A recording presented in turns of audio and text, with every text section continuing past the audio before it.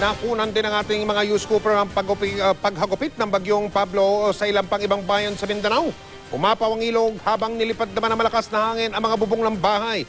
Nakatutok si Sandra Aguinaldo. Malakas ang paghampas ng mga alon sa dalampasigan sa Surigao City.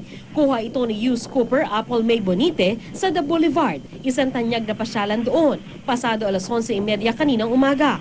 Madilim na rin ang langit at ayon kay Bonite, nagsimula na raw umulan sa lugar pagsapit ng tanghali.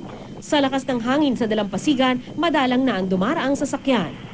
Sa ilang bahagi ng Surigao City, problema ang rumaragas ang baha. Pinasok na ng tubig ang ilang bahay, pati creek sa Barangay Luna umapaw na.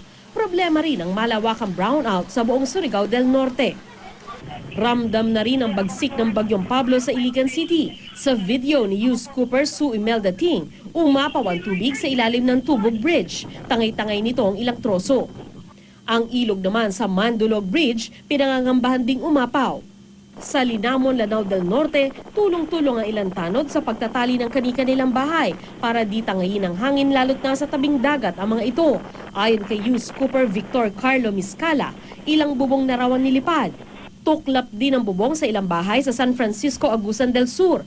Sa kuha ni News Cooper Valentina Calambas, animoy papel na tinangay ng hangin ang mga bubong. Pasado alas 11 pa raw ng umaga nadama ang hagupit ng bagyo sa kanilang lugar.